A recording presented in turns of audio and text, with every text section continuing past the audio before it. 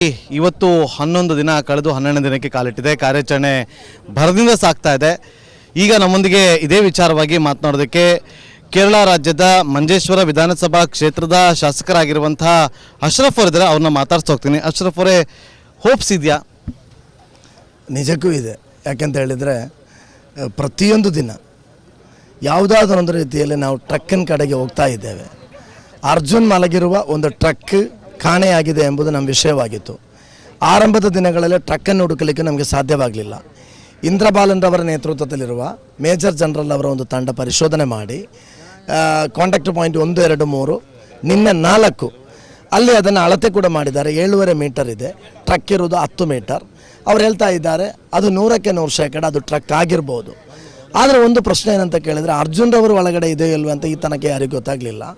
ಇವತ್ತು ಕೂಡ tug boat ಮತ್ತು ಮುಳುಗು ತಜ್ಞರು ಅಲ್ಲಿ ಮುಳುಗಿ ಆ ಟ್ರಕ್ಕಿನ ಬಳಿಗೆ ಹೋಗೋ ಪ್ರಯತ್ನ ಮಾಡ್ತಾ ಇದ್ದಾರೆ. ನಿಜಕ್ಕೂ ನಮಗೆ ಪ್ರತಿದಿನ ನಿರೀಕ್ಷೆ ಇತ್ತು, ಆದರೆ ನಿರಾಶೆಯಿಂದ ನಾವೆಲ್ಲ ಇಲ್ಲಿಂದ ನಿರ್ಗಮಿಸಿದ್ದು. ಇವತ್ತು ಏನೋ ನಮಗೆ ಅರ್ಜುನ್ ಸಿಗ್ಬೋದು ಎಂಬ ಒಂದು ನಿರೀಕ್ಷೆಯಲ್ಲಿ ನಾವೆಲ್ಲ ಇದ್ದೇವೆ. ಸರ್, ನೀವು ಆರಂಭದ ದಿನದಲ್ಲಿ ಕೂಡ ನೀವು ಇಲ್ಲೇ ಬಿಡುಬಿಟ್ಟಿದ್ದೀರಿ. ಆರಂಭದ ದಿನಕ್ಕೂ ಇವತ್ತಿನ ದಿನಕ್ಕೂ ಕರ್ನಾಟಕದ ಮೇಲೆ ಸಾಕಷ್ಟು ಆರೋಪಗಳು ಕೇಳಿಬಂತು. ಕರ್ನಾಟಕ ಸರ್ಕಾರದ ಮೇಲೆ ಆರೋಪ ಕೇಳಿಬಂತು, ಜಿಲ್ಲಾಡಳಿತದ ಮೇಲೆ ಆರೋಪ ಕೇಳಿಬಂತು. ಕೇರಳದಾದ್ಯಂತ ಇದೇ ವಿಚಾರವಾಗಿ ಸುದ್ದಿಗಳು ಕೂಡ ಆಯಿತು. ನೀವು ಒಬ್ಬ ಪ್ರತ್ಯಕ್ಷದರ್ಶಿಯಾಗಿ, ಒಬ್ಬ ಜನಪ್ರತಿನಿಧಿಯಾಗಿ ನೀವು ಕಣ್ಣಾರೆ ಕಂಡು ಈಗ ಏನು ಹೇಳ್ತೀರಿ? ನಾನೊಂದು ಮಾತನ್ನು ಹೇಳ್ತಾ ಇದ್ದೀನಿ. ನಾನು ಆರಂಭದಲ್ಲಿ ಬರುವಾಗ ಇದ್ದ ಒಂದು ಅವಸ್ಥೆಯಲ್ಲ. 8 ದಿನಗಳಾಯಿತು ನಾನು ಇಲ್ಲಿಗೆ ಬಂದು. ಗಡಿಯ ಒಂದು ಕ್ಷೇತ್ರ, ನನ್ನ ಕ್ಷೇತ್ರದ ಜನರ ಸಮಸ್ಯೆಗಳು 100 ಇರುವಾಗ ನಾನು ಇಲ್ಲಿಗೆ ಬಂದಿದ್ದೇನೆ. ನಾನು ಬರುವಾಗ ಬಂದ ನಂತರ ಪ್ರತಿದಿನ ಕೂಡ ನನ್ನ ಕ್ಷೇತ್ರದ ಜನರು ನನಗೆ ನಮ್ಮ ಸಮಸ್ಯೆಯನ್ನು ಮತ್ತೆ ಪರಿಹಾರ ಮಾಡುವ ಅರ್ಜುನ್ರವರ ಜೊತೆಯಲ್ಲಿ ತನ್ನಿ ಅಂತೇಳಿ ನನಗೆ ಒಳ್ಳೆಯ ಬೆಂಬಲವನ್ನು ಕೂಡ ಕೊಟ್ಟಿದ್ದಾರೆ. ಪ್ರತಿದಿನ ಜಿಲ್ಲಾಡಳಿತವಾಗಲಿ, ಜಿಲ್ಲಾ DC ಆಗಲಿ, SP ಅವರಾಗಲಿ, ಪ್ರತ್ಯೇಕವಾಗಿ ನಿಮ್ಮ ಶಾಸಕರಾದ ನಮ್ಮ ಸತೀಶ್ ಕೃಷ್ಣ ಸೈಲ್ ಅವರು ಯಾವ ರೀತಿ ಕೆಲಸ ಮಾಡಿದ್ದಾರೆ ಅಂತ ಹೇಳಿದರೆ ನಿಜಕ್ಕೂ ನಮ್ಮ ಜೀವನದಲ್ಲಿ ಮರೀಲಿಕ್ಕೆ ಆಗಲಿಕ್ಕಿಲ್ಲ. ಅವರು ಎಲ್ಲಕ್ಕಿಂತ ಮಿಗಿಲಾಗಿ ಕಿಸೆಯಿಂದ ಖರ್ಚು ಮಾಡಿ ರಡಾರ್ ತಂದಾಗ ಈಗಲೂ ಕೂಡ ಡ್ರಡ್ಜಿಂಗಿಗೆ ಪ್ರಯತ್ನ ಮಾಡ್ತಾ ಇದ್ದಾರೆ. ಎಲ್ಲದರಲ್ಲೂ ಇಲ್ಲಿ ಯಾವುದೇ ಒಂದು ಲೋಪ ಆರೋಪಿಸಲಿಕ್ಕೆ ನನ್ನಿಂದ ಸಾಧ್ಯವಿಲ್ಲ. ಒಳ್ಳೆ ರೀತಿಯಲ್ಲಿ ಕೆಲಸ ಮಾಡಿದ್ದಾರೆ. ಟ್ರಕ್ ಸಿಕ್ಕಿದೆ, ಅಲ್ಲಿಗೆ ತಲುಪಲಿಕ್ಕೆ ಆಗೋದಿಲ್ಲ, ಒಂದು ಸಮಸ್ಯೆ ಇದೆ. ಇಲ್ಲಿರೋ ಸಮಸ್ಯೆ ಏನಂತ ಕೇಳಿದರೆ ಗಂಗಾವಳಿಯ 8 knots ಅದನ್ನು ಯಾವ ರೀತಿಯಲ್ಲಿ ಮುಳುಗಿ ಅಲ್ಲಿಗೆ ಹೋಗಲಾದಂಥ ಒಂದು ಪರಿಸ್ಥಿತಿ ಮಾತ್ರ ತಡೆಯಾಗಿರೋದು. ಅಲ್ಲದೆ ನಾನು ಬಂದ 8 ದಿನಗಳಿಂದ ಈ ಕರ್ನಾಟಕ ಸರ್ಕಾರದ ಬಗ್ಗೆ ಆಗಲಿ, ಜಿಲ್ಲಾಡಳಿತದ ಬಗ್ಗೆ ಆಗಲಿ ನನಗೆ ಒಂದು ಆರೋಪ ಇಲ್ಲ. ಸರ್, ಒಂದು ಕಡೆ ಕೇರಳಗೆ ಅರ್ಜುನ್ ಒಬ್ಬ, ಕರ್ನಾಟಕಕ್ಕೆ ಇನ್ನೂ 2 ಲೋಕೇಶ್ ಮತ್ತು ಜಗನ್ನಾಥ್ ನಾಯಕ್, ಒಟ್ಟು 3ರನ್ನು ಕೂಡ ಯಾವುದೇ ಹಿಂಜರಿಕೆ ಇಲ್ಲದೆ ಪರಿಶ್ರಮದಿಂದ 3ರನ್ನು ಕೂಡ ಹುಡುಕಾಡುವಂಥ ಕೆಲಸ ಆಗ್ತಾ ಇದೆ. ಏನು ಹೇಳೋದಕ್ಕೆ ಬಯಸ್ತೀರಿ? ನಿಜಕ್ಕೂ ನಾವೆಲ್ಲರೂ ಈಗ ಅರ್ಜುನ್ ಮಾತ್ರವಲ್ಲ, ನಾನೊಬ್ಬ ಕೇರಳೀಯ ಎಂಬ ನೆಲೆಯಲ್ಲಿ ಅರ್ಜುನ್ಗೋಸ್ಕರ ಬಂದ ನಂತರ ಇಲ್ಲಿ ಎಷ್ಟು ಜನ ಹೋಗಿದ್ದಾರೆ, ಎಷ್ಟು ಜನ ಸಿಕ್ಕಿದ್ದಾರೆ ಎಂಬುದೆಲ್ಲ ನನಗೆ ಮತ್ತೆ ಗೊತ್ತಾದ್ದು. ಜಗನ್ನಾಥ್ ಮತ್ತು ಲೋಕೇಶ್ ಅವರು ಕೂಡ ಸಿಗಬೇಕು, ಅವರಿಗೋಸ್ಕರ ಪ್ರೇಯರ್ ಮಾಡ್ತಾ ಇದ್ದೇವೆ. ಅರ್ಜುನ್ಗೆ ಮಾತ್ರವಲ್ಲ, ಈ 3 ಮಂದಿ ಕೂಡ ಮೃತದೇಹಗಳು, ಇಲ್ಲದ್ರೆ 3 ಮಂದಿ ಕೂಡ ನಮಗೆ ಸಿಗಬೇಕು ಎಂಬುದು ನಮ್ಮ ಪ್ರಯತ್ನ ಜೀವಂತ. ಈಗ 3 ಕೂಡ ನಮಗೆ ಆದಷ್ಟು ಬೇಗ ಸಿಗಬೇಕು ಅಂತೇಳಿ ನಾವು ಕೂಡ ಆಶಿಸ್ತೀವಿ ಅಂತೇಳಿ ಕೇರಳ ರಾಜ್ಯದ ಮಂಜೇಶ್ವರ ವಿಧಾನಸಭಾ ಕ್ಷೇತ್ರದ ಶಾಸಕರಾಗಿರುವಂಥ ಅಶ್ರಫ್ ಅವರ ಮಾತು. ಕ್ಯಾಮ್ರಾ ಪರ್ಸನ್ ರಾಕೇಶ್ ಗುಳೇದ್ ಜೊತೆ ನಾಗೇಂದ್ರ ಬಾಬು, ರಿಪಬ್ಲಿಕ್ ಕನ್ನಡ, ಉತ್ತರ ಕನ್ನಡ ಜಿಲ್ಲೆ. ಊರಲ್ಲಿ ಇದ್ದೇನೆ, ನಿಮ್ಮ ಜೊತೆಯಲ್ಲಿ ಮಾತಾಡ್ತಾ ಇರ್ತೀನಿ. ನಾನು ಬರುವ ಸಂದರ್ಭದಲ್ಲಿ ಏನೋ ಒಂಥರ ಕರ್ನಾಟಕ ಅರ್ಜುನ್ರವರನ್ನು ಹುಡುಕಲಿಕ್ಕೆ ಪ್ರಯತ್ನ ಮಾಡ್ತಾ ಇಲ್ಲ. ಎಲ್ಲ ಆರೋಪಗಳು ಚರ್ಚೆ ಆಗುವಂಥ ಒಂದು ಸಂದರ್ಭದಲ್ಲಿ ಕೇರಳದ ಓರ್ವ ಕನ್ನಡಿಗ ಎಂಬ ನೆಲೆಯಲ್ಲಿ ನಾನು ಇಲ್ಲಿಗೆ ಬಂದೆ, ಖುದ್ದಾಗಿ ಬಂದ ನಂತರ ನನ್ನಿಂದ ಆಗುವ ರೀತಿಯಲ್ಲಿ ಇಲ್ಲಿ ಪ್ರತಿಯೊಂದು ಪ್ರಯತ್ನವನ್ನು ಸಂಬಂಧಪಟ್ಟವರ ಗಮನಕ್ಕೆ ತರಲಿಕ್ಕೂ ನನಗೆ ಸಾಧ್ಯವಾಗಿದೆ. ಮುಖ್ಯಮಂತ್ರಿಗಳು ಬಂದ ಸಂದರ್ಭದಲ್ಲಿ ನಾನಿದ್ದೆ. ಕಲ್ಲಿಕೋಟೆಯ ಸಂಸದರು MK ರಾಘವನ್ರವರಿದ್ದರು. ಮುಖ್ಯಮಂತ್ರಿಯವರು ಇಲ್ಲಿ ನಿಮ್ಮ ಅತಿಥಿ ಗೃಹದಲ್ಲಿ ಮಾತನಾಡುವ ಸಂದರ್ಭದಲ್ಲಿ ಅವ್ರ ಜೊತೆಯಲ್ಲಿ ಅರ್ಜುನ್ರವರ ಬಗ್ಗೆ ಚರ್ಚೆ ಮಾಡಲಿಕ್ಕೂ ಕೂಡ, ನಮ್ಮ ಮುಂದಿರೋ ವಿಷಯಗಳನ್ನು ಅವರ ಮುಂದಿಡಲಿಕ್ಕೂ ಕೂಡ ನಮಗೆ ಸಾಧ್ಯವಾಗಿದೆ. ಪ್ರತಿದಿನ ಬೆಳಗ್ಗೆ ಇವತ್ತೇನಾದರೂ ನಿರೀಕ್ಷೆ ಇರಬೇಕಂತ ನಾನು ಹೋಗ್ತಾ ಇದ್ದೀನಿ. ಮರಳಿ ಬರುವಾಗ ನಿರಾಶೆಯಿಂದ ಹಿಂತಿರುಗಿ ಬರ್ತಾ ಇದ್ದೀನಿ. ಅದರ ಎಡೆಯಲ್ಲಿ ಇಂದ್ರಬಾಲನ್ರವರ ನೇತೃತ್ವದಲ್ಲಿ ಕಾಂಟ್ಯಾಕ್ಟ್ ಪಾಯಿಂಟ್ 1, 2, 3 4 ನಿನ್ನೆ 4 ಟ್ರಕ್ ಸಿಕ್ಕಿದೆ ಅಂತ ಹೇಳಿದ್ದು ನಮಗೆಲ್ಲ ಅದನ್ನು ನಾವು ಖಾತ್ರಿಪಡಿಸಲು ಕಾರಣ ಅಂತ ಹೇಳಿದರೆ ಕರ್ನಾಟಕದ ಸಚಿವರ ಎಕ್ಸೆಲ್ ಹೇಳಿದ್ರು. ಏನಂತ ಹೇಳಿದರೆ ಟ್ರಕ್ ಸಿಕ್ಕಿದೆ ಅಂತ. ನಿಜಕ್ಕೂ ಇಷ್ಟ ತನಕ ಟ್ರಕ್ ಸಿಕ್ಕಿದೆ ಅಂತ ಹೇಳ್ತಾರೆ. ಅದರ ನಂತರ ಅದರ ಬಳಿಗೆ ಹೋಗಲಿಕ್ಕೆ ಗಂಗಾವಳಿಯ ನೀರಿನ ಸ್ಪೀಡಿಂದ ಸಾಧ್ಯವಾಗ್ತಾ ಇಲ್ಲ ಎಂಬುದು ನಮಗೆಲ್ಲ ಗೋಚರವಾದ ಒಂದು ವಿಷಯ.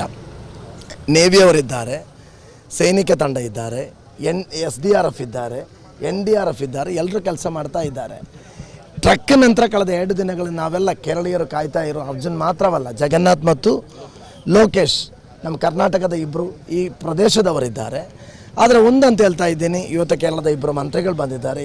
ನಮ್ಮ ಲೋಕೋಪಯೋಗಿ ಇಲಾಖೆ ಸಚಿವರಾದ ರಿಯಾಜ್ ಮತ್ತು ಅರಣ್ಯ ಇಲಾಖೆ ಸಚಿವರಾದ ಶಶೀಂದ್ರನ್ ಬಂದಿದ್ದಾರೆ. ನಿನ್ನೆ ಜಿಲ್ಲಾಡಳಿತದವರ ನೇತೃತ್ವದಲ್ಲಿ ಒಂದು ಮೀಟಿಂಗ್ ಆಯಿತು, ಇವತ್ತು ಪುನಃ ಮೀಟಿಂಗ್ ಆಯಿತು, ಇವತ್ತು ವಿಸಿಟ್ ಮಾಡಿದ್ದೇವೆ.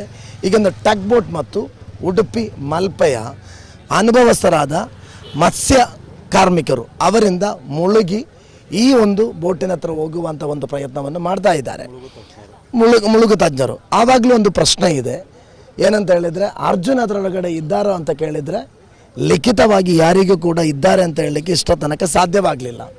ನೂರಾರು ಪ್ರಶ್ನೆಗಳು 12 ದಿನ ದಾಟಿದ್ರೂ ಕೂಡ ಆಚೆ ಈಚೆ ಓಡಾಡ್ತಾ ಇದೆ. ಆದರೆ ಒಂದಂತ ಹೇಳ್ತಾ ಇದ್ದೀನಿ, ಯಾಕಂತ ಹೇಳಿದರೆ ಕೇರಳದಾದ್ಯಂತ ಈಗ ಕೇರಳದ ಜನರಲ್ಲಿ 3,60,00,000 ಮಂದಿಯಲ್ಲಿ ಬೇರೆ ಯಾವುದೇ ಚರ್ಚೆ ಇಲ್ಲ. ಅರ್ಜುನ್ ಅಂತ ಹೇಳುವಾಗ ಅವರ ಮಗನಾಗಿದ್ದಾನೆ, ಅಣ್ಣನಾಗಿ ತಮ್ಮನ ಆ ರೀತಿಯಲ್ಲೊಂದು ಪ್ರಾರ್ಥನಾಪೂರ್ವಕ ಕೇರಳದವರು ಕುಳಿತುಕೊಂಡಿದ್ದಾರೆ.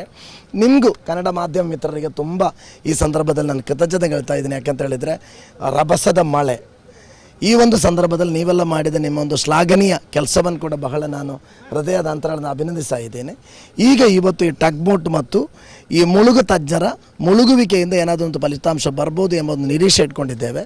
ಸ್ವಲ್ಪ ತನಕ ಎಲ್ಲ ದಿನ ಕಾದ ಥರ ನಮಗೆ ಕಾಯುವ. ಸರ್, ನಿನ್ನೆ ಅಷ್ಟೇ ಕೇರಳ CM ಅವರು ಟ್ವೀಟ್ ಮಾಡಿದ್ದಾರೆ, ಅಂದರೆ ಕೇಂದ್ರದಿಂದ ಸಾಕಷ್ಟು ತಂತ್ರಜ್ಞಾನವನ್ನು ಬಳಸೋದಕ್ಕೆ ಅವಕಾಶ ಕೊಡಿ ಅಂತೇಳಿ ರಕ್ಷಣಾ ಸಚಿವರಿಗೆ ಟ್ವೀಟ್ ಮಾಡಿದ್ರು. ಅದು ಬಟ್ ಈಗ ಅದಕ್ಕೇನಾದರೂ ರಿಪ್ಲೈ ಬಂದಿದೆಯಾ? ಇಲ್ಲ, ಈಗಲೂ ಕೂಡ ಅಲ್ಲಿ ಒಂದು ಪತ್ರಿಕಾಗೋಷ್ಠಿಗಳ ಸಂದರ್ಭದಲ್ಲಿ ಇದೇ ಪ್ರಶ್ನೆಯನ್ನು ಮಲಯಾಳಿ ಪತ್ರಕರ್ತರು ಕೇಳಿದರು.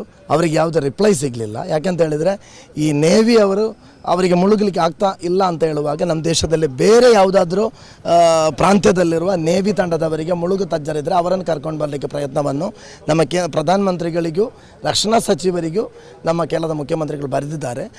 ಈ ತನಕ ಅದಕ್ಕೆ ಇವತ್ತು 11 ದಿನ ಕಳೆದು 12ನೇ ದಿನಕ್ಕೆ ಕಾಲಿಟ್ಟಿದೆ. ಕಾರ್ಯಾಚರಣೆ ಭರದಿಂದ ಸಾಗ್ತಾ ಇದೆ. ಈಗ ನಮ್ಮೊಂದಿಗೆ ಇದೇ ವಿಚಾರವಾಗಿ ಮಾತನಾಡೋದಕ್ಕೆ ಕೇರಳ ರಾಜ್ಯದ ಮಂಜೇಶ್ವರ ವಿಧಾನಸಭಾ ಕ್ಷೇತ್ರದ ಶಾಸಕರಾಗಿರುವಂಥ ಅಶ್ರಫ್ ಅವರಿದ್ದಾರೆ. ಅವ್ರನ್ನ ಮಾತಾಡ್ತಾ ಹೋಗ್ತೀನಿ. ಅಶ್ರಫ್ ಅವರೇ, ಹೋಪ್ಸ್ ಇದೆಯಾ? ನಿಜಕ್ಕೂ ಇದೆ. ಯಾಕೆಂತ ಹೇಳಿದರೆ ಪ್ರತಿಯೊಂದು ದಿನ ಯಾವುದಾದ್ರೊಂದು ರೀತಿಯಲ್ಲಿ ನಾವು ಟ್ರಕ್ಕಿನ ಕಡೆಗೆ ಹೋಗ್ತಾ ಇದ್ದೇವೆ. ಅರ್ಜುನ್ ಮಲಗಿರುವ ಒಂದು ಟ್ರಕ್ ಕಾಣೆಯಾಗಿದೆ ಎಂಬುದು ನಮ್ಮ ವಿಷಯವಾಗಿತ್ತು. ಆರಂಭದ ದಿನಗಳಲ್ಲಿ ಟ್ರಕ್ಕನ್ನು ಹುಡುಕಲಿಕ್ಕೆ ನಮಗೆ ಸಾಧ್ಯವಾಗಲಿಲ್ಲ. ಇಂದ್ರಬಾಲನ್ರವರ ನೇತೃತ್ವದಲ್ಲಿರುವ ಮೇಜರ್ ಜನರಲ್ ಅವರ ಒಂದು ತಂಡ ಪರಿಶೋಧನೆ ಮಾಡಿ ಕಾಂಟ್ಯಾಕ್ಟ್ ಪಾಯಿಂಟ್ 1, 2, 3 ನಿನ್ನೆ 4 ಅಲ್ಲಿ ಅದನ್ನು ಅಳತೆ ಕೂಡ ಮಾಡಿದ್ದಾರೆ. 7.5 ಮೀಟರ್ ಇದೆ, ಟ್ರಕ್ ಇರೋದು 10 ಮೀಟರ್. ಅವ್ರು ಹೇಳ್ತಾ ಇದ್ದಾರೆ ಅದು 100ಕ್ಕೆ 100% ಅದು ಟ್ರಕ್ ಆಗಿರ್ಬೋದು. ಆದರೆ ಒಂದು ಪ್ರಶ್ನೆ ಏನಂತ ಕೇಳಿದರೆ ಅರ್ಜುನ್ರವರು ಒಳಗಡೆ ಇದೆಯೋ ಇಲ್ವ ಅಂತ ಈ ತನಕ ಯಾರಿಗೂ ಗೊತ್ತಾಗಲಿಲ್ಲ. ಇವತ್ತು ಕೂಡ ಟಗ್ ಬೋಟ್ ಮತ್ತು ಮುಳುಗು ತಜ್ಞರು ಅಲ್ಲಿ ಮುಳುಗಿ ಆ ಟ್ರಕ್ಕಿನ ಬಳಿಗೆ ಹೋಗೋ ಪ್ರಯತ್ನ ಮಾಡ್ತಾ ಇದ್ದಾರೆ. ನಿಜಕ್ಕೂ ನಮಗೆ ಪ್ರತಿದಿನ ನಿರೀಕ್ಷೆ ಇತ್ತು, ಅದರ ನಿರಾಶೆಯಿಂದ ನಾವೆಲ್ಲ ಇಲ್ಲಿಂದ ನಿರ್ಗಮಿಸಿದ್ದು. ಇವತ್ತು ಏನೋ ನಮಗೆ ಅರ್ಜುನ್ ಸಿಗ್ಬೋದು ಎಂಬ ಒಂದು ನಿರೀಕ್ಷೆಯಲ್ಲಿ ನಾವೆಲ್ಲ ಇದ್ದೇವೆ. ಸರ್, ನೀವು ಆರಂಭದ ದಿನದಲ್ಲಿ ಕೂಡ ನೀವು ಇಲ್ಲೇ ಬಿಟ್ಟಿದ್ದೀರಿ. ಆರಂಭದ ದಿನಕ್ಕೂ ಇವತ್ತಿನ ದಿನಕ್ಕೂ ಕರ್ನಾಟಕದ ಮೇಲೆ ಸಾಕಷ್ಟು ಆರೋಪಗಳು ಕೇಳಿಬಂತು. ಕರ್ನಾಟಕ ಸರ್ಕಾರದ ಮೇಲೆ ಆರೋಪ ಕೇಳಿಬಂತು, ಜಿಲ್ಲಾಡಳಿತದ ಮೇಲೆ ಆರೋಪ ಕೇಳಿಬಂತು. ಕೇರಳದಾದ್ಯಂತ ಇದೇ ವಿಚಾರವಾಗಿ ಸುದ್ದಿಗಳು ಕೂಡ ಆಯಿತು. ನೀವು ಒಬ್ಬ ಪ್ರತ್ಯಕ್ಷದರ್ಶಿಯಾಗಿ, ಒಬ್ಬ ಜನಪ್ರತಿನಿಧಿಯಾಗಿ ನೀವು ಕಣ್ಣಾರೆ ಕಂಡು ಈಗ ಏನು ಹೇಳ್ತೀರಿ? ನಾನೊಂದು ಮಾತನ್ನು ಹೇಳ್ತಾ ಇದ್ದೀನಿ. ನಾನು ಆರಂಭದಲ್ಲಿ ಬರುವಾಗ ಇದ್ದ ಒಂದು ಅವಸ್ಥೆ ಅಲ್ಲ. 8 ದಿನಗಳಾಯಿತು ನಾನು ಇಲ್ಲಿಗೆ ಬಂದು. ಗಡಿಯ ಒಂದು ಕ್ಷೇತ್ರ, ನನ್ನ ಕ್ಷೇತ್ರದ ಜನರ ಸಮಸ್ಯೆಗಳು ನೂರಾರು ಇರುವಾಗ ನಾನು ಇಲ್ಲಿಗೆ ಬಂದಿದ್ದೇನೆ. ನಾನು ಬರುವಾಗ ಬಂದ ನಂತರ ಪ್ರತಿದಿನ ಕೂಡ ನನ್ನ ಕ್ಷೇತ್ರದ ಜನರು ನನಗೆ ನಮ್ಮ ಸಮಸ್ಯೆಯನ್ನು ಮತ್ತೆ ಪರಿಹಾರ ಮಾಡುವ ಅರ್ಜುನ್ರವರ ಜೊತೆಯಲ್ಲಿ ತನ್ನಿ ಅಂತೇಳಿ ನನಗೆ ಒಳ್ಳೆಯ ಬೆಂಬಲವನ್ನು ಕೂಡ ಕೊಟ್ಟಿದ್ದಾರೆ. ಪ್ರತಿದಿನ ಜಿಲ್ಲಾಡಳಿತವಾಗಲಿ, ಜಿಲ್ಲಾ DC ಆಗಲಿ, SP ಅವರಾಗಲಿ, ಪ್ರತ್ಯೇಕವಾಗಿ ನಿಮ್ಮ ಶಾಸಕರಾದ ನಮ್ಮ ಸತೀಶ್ ಕೃಷ್ಣ ಸೈಲ್ ಅವರು ಯಾವ ರೀತಿ ಕೆಲಸ ಮಾಡಿದ್ದಾರೆ ಅಂತ ಹೇಳಿದರೆ ನಿಜಕ್ಕೂ ನಮ್ಮ ಜೀವನದಲ್ಲಿ ಮರೀಲಿಕ್ಕೆ ಆಗಲಿಕ್ಕಿಲ್ಲ. ಅವರು ಎಲ್ಲಕ್ಕಿಂತ ಮಿಗಿಲಾಗಿ ಕಿಸೆಯಿಂದ ಖರ್ಚು ಮಾಡಿ ರಡಾರ್ ತಂದಾಗ ಈಗಲೂ ಕೂಡ ಡ್ರಜ್ಜಿಂಗಿಗೆ ಪ್ರಯತ್ನ ಪಡ್ತಾ ಇದ್ದಾರೆ. ಎಲ್ಲದರಲ್ಲೂ ಇಲ್ಲಿ ಯಾವುದೇ ಒಂದು ಲೋಪ ಆರೋಪಿಸಲಿಕ್ಕೆ ನನ್ನಿಂದ ಸಾಧ್ಯವಿಲ್ಲ. ಒಳ್ಳೆ ರೀತಿಯಲ್ಲಿ ಕೆಲಸ ಮಾಡಿದ್ದಾರೆ. ಟ್ರಕ್ ಸಿಕ್ಕಿದೆ, ಅಲ್ಲಿಗೆ ತಲುಪಲಿಕ್ಕೆ ಆಗೋದಿಲ್ಲ, ಆ ಒಂದು ಸಮಸ್ಯೆ ಇದೆ. ಇಲ್ಲಿರೋ ಸಮಸ್ಯೆ ಏನಂತ ಕೇಳಿದರೆ ಗಂಗಾವಳಿಯ 8 knots ಅದನ್ನು ಯಾವ ರೀತಿಯಲ್ಲಿ ಮುಳುಗಿ ಅಲ್ಲಿಗೆ ಹೋಗಲಾದಂಥ ಒಂದು ಪರಿಸ್ಥಿತಿ ಮಾತ್ರ ತಡೆಯಾಗಿರೋದು. ಅಲ್ಲದೆ ನಾನು ಬಂದ 8 ದಿನಗಳಿಂದ ಈ ಕರ್ನಾಟಕ ಸರ್ಕಾರದ ಬಗ್ಗೆ ಆಗಲಿ ಜಿಲ್ಲಾಡಳಿತದ ಬಗ್ಗೆ ಆಗಲಿ ನನಗೆ ಒಂದು ಆರೋಪ ಇಲ್ಲ. ಸರ್, ಒಂದು ಕಡೆ ಕೇರಳಗೆ ಅರ್ಜುನ್ ಒಬ್ಬ, ಕರ್ನಾಟಕಕ್ಕೆ ಇನ್ನೂ 2 ಲೋಕೇಶ್ ಮತ್ತು ಜಗನ್ನಾಥ್ ನಾಯಕ್, ಒಟ್ಟು 3 ಕೂಡ ಯಾವುದೇ ಹಿಂಜರಿಕೆ ಇಲ್ಲದೆ ಪರಿಶ್ರಮದಿಂದ 3 ಕೂಡ ಹುಡುಕಾಡುವಂಥ ಕೆಲಸ ಆಗ್ತಾ ಇದೆ. ಏನು ಹೇಳೋದಕ್ಕೆ ಬಯಸ್ತೀರಿ? ನಿಜಕ್ಕೂ ನಾವೆಲ್ಲರೂ ಈಗ ಅರ್ಜುನ್ ಮಾತ್ರವಲ್ಲ, ನಾನೊಬ್ಬ ಕೇರಳೀಯ ಎಂಬ ನೆಲೆಯಲ್ಲಿ ಅರ್ಜುನ್ಗೋಸ್ಕರ ಬಂದ ನಂತರ ಇಲ್ಲಿ ಎಷ್ಟು ಜನ ಹೋಗಿದ್ದಾರೆ, ಎಷ್ಟು ಜನ ಸಿಕ್ಕಿದ್ದಾರೆ ಎಂಬುದೆಲ್ಲ ನನಗೆ ಮತ್ತೆ ಗೊತ್ತಾದ್ದು. ಜಗನ್ನಾಥ್ ಮತ್ತು ಲೋಕೇಶ್ ಅವರು ಕೂಡ ಸಿಗಬೇಕು, ಅವರಿಗೋಸ್ಕರ ಪ್ರೇಯರ್ ಮಾಡ್ತಾ ಇದ್ದೇವೆ. ಅರ್ಜುನ್ಗೆ ಮಾತ್ರವಲ್ಲ, ಈ 3 ಮಂದಿ ಕೂಡ ಮೃತದೇಹಗಳು, ಇಲ್ಲದ್ರೆ 3 ಮಂದಿ ಕೂಡ ನಮಗೆ ಸಿಗಬೇಕು ಎಂಬುದು ನಮ್ಮ ಪ್ರಯತ್ನ.